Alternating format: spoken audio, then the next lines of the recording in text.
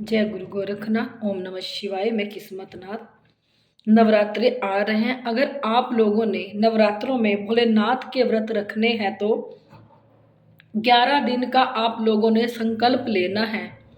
संकल्प लेके आपने ये कहना है कि हे भोलेनाथ, हम 11 दिन के आपके नाम के व्रत रख रहे हैं, पर कोई भी विघ्न ना आए। और जब आप व्रत रखो तो आप लोगों को ब्रह्मचार्य का पालन करना है। क्योंकि जब भी कोई हम व्रत रखते हैं, कोई भी व्रत हो, तो हमें ब्रह्मचार्य का पालन करना बहुत जरूरी होता है।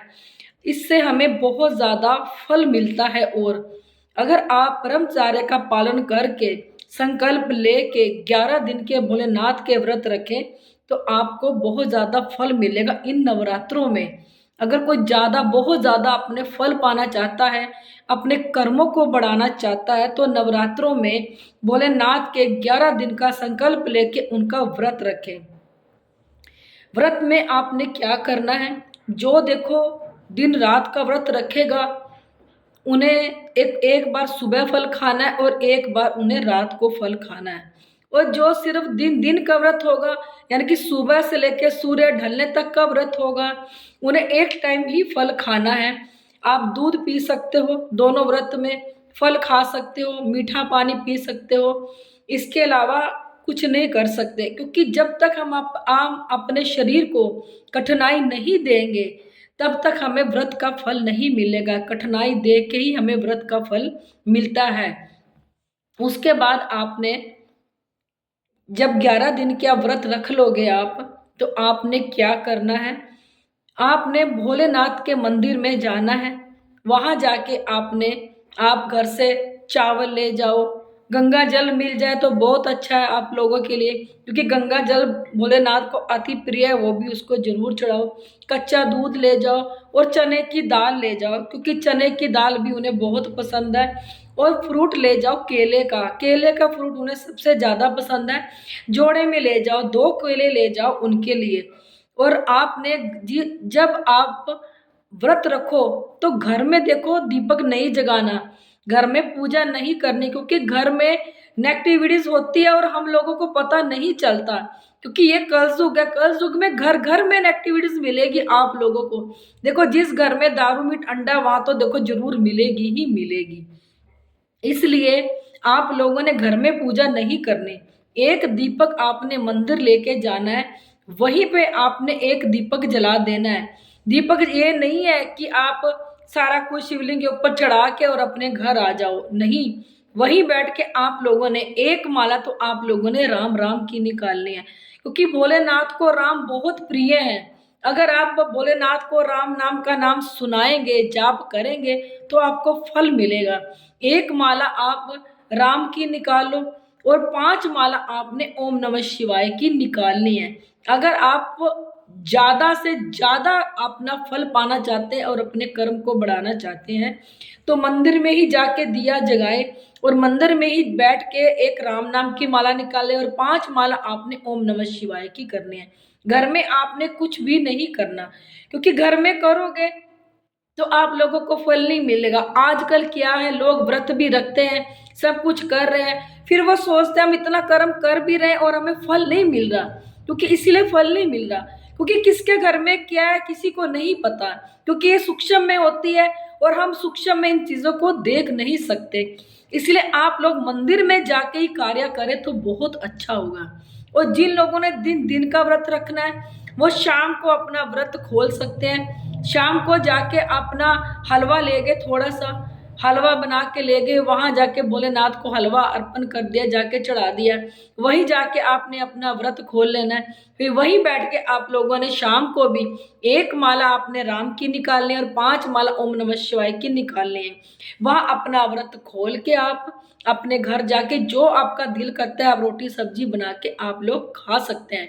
जो दिन रात का व्रत रखते हैं वो देख लो, उदापन रोज शाम को अपना व्रत नहीं खोल सकते, क्योंकि उनका दिन रात का व्रत है। वो सिर्फ फल फ्रूट खाएंगे। सिर्फ आप सुबह और शाम को फल फ्रूट खा सकते हैं, बीच में दूध पी सकते हैं, मीठा पानी पी सकते हैं। इसके अलावा देखो आप कुछ नहीं कर सकते। अगर आपने ज्यादा से ज्यादा आपने कृपा लेनी है भोलेनाथ की। आपको पता है वो तो बहुत ही भोले हैं, और उनकी कृपा तो अगर आप अपने मन से, श्रद्धा से, भाव से आप अगर भोलेनाथ को अर्पण करोगे तो आपकी आपके ऊपर जरूर कृपा होगी। जब आप मंदिर में जाओ, एक बात जरूर याद रखना, बेल पत्तर के देखो पत्ते जगह जगह मिल जाते हैं। अगर आपको बेल पत्तर के पत्ते मिलते हैं, 41 पत्ते आप जरूर लें। अगर आपको 41 नहीं मिलते तो 21 ले ले। 21 नहीं ले पाए तो 11 आपने पत्ते बेल पत्तर के लेने ही लेने हैं। सफेद चंदन ले लो, उसके ऊपर राम राम लिख के आपने पूरे 11 के 11 दिन आपने मंदिर में जाके वो बेल पत्तर के पत्ते भी आपने चढ़ाना है। सफेद चंदन ले लो, गोल के उसके ऊपर एक एक पत्ते के ऊपर राम राम लिख के आप शिवलिंग के ऊपर चढ़ाओ। देखो भोलेनाथ कैसे प्रसन्न नहीं होते, क्योंकि भोलेनाथ के प्रिय ही राम है। राम लिख के बेल पत्तर का पत्ता अगर आप चढ़ाओगे आपको बहुत ज्यादा फल मिलेगा इसका। ऐसे ही अपने 11 के 11 दिन करना है। जब 11 दिन पूरे हो जाएं, 11वें दिन ही आपने उद्यापन करना है। तो आपने क्या करना है, सबसे पहले तो आपने जब आप मंदिर में जाओगे 41 या 21 या 11 बेलपत्र के पत्ते लेने हैं आप लोगों ने। उसके ऊपर आपने राम राम लिखना है पत्तों के ऊपर। और 2.25 मीटर आपने भगवा कपड़ा ले लेना है आपने भोलेनाथ के लिए। माता पार्वती के लिए आपने नारियल, चुन्नी, श्रृंगार का सामान, 7 तरह की मिठाई आपने लेनी है। और 2 आपने फल आपने भोलेनाथ के लिए लेने हैं, और थोड़ी सी खीर बना के आपने लेके जानी है। ये भोलेनाथ के लिए है। भोलेनाथ के लिए आपने 2 फल लेने हैं, खीर लेनी है, और 2.25 मीटर आपने भगवा कपड़ा भोलेनाथ के लिए 11वें दिन लेना है। जब 11 दिन पूरे हो जाएंगे आपने कंटिन्यू ये व्रत रखने हैं। अगर आपको कर्म चाहिए, अपना कर्म बढ़ाना है आपने, अगर आप ज्यादा से ज्यादा फल पाना चाहते हैं इस व्रत का, और 11वें दिन आपने माता पार्वती के नारियल और श्रृंगार का सामान, चुन्नी, 7 तरह की मिठाई, और उस दिन 2 दीपक लेके जाने हैं। एक दीपक लेना है आपने भोलेनाथ के लिए और दूसरा दीपक लेना आपने माता पार्वती के लिए। ऐसे अब 11वें दिन आप उद्यापन कर सकते हो। जब आप ये सारा कर्म कर लोगे, देखो फिर आपको फल कैसे नहीं मिलेगा। जितना कर्म आप मंदिर में बैठ के करोगे सुबह शाम आपने यही करना है जैसे मैंने बताया। थोड़े से चावल ले जाओ, बेलपत्र के पत्ते लेके जाने हैं आप लोगों ने, एक दिया लेके जाना है, और आपने शाम और सुबह और शाम 1 माला राम की निकालनी है और 5 माला आपने ओम नमः शिवाय की निकालनी। इससे आप लोगों को कर्म बढ़ेगा, आपको फल मिलेगा। देखो भोलेनाथ कैसे नहीं प्रसन्न होते।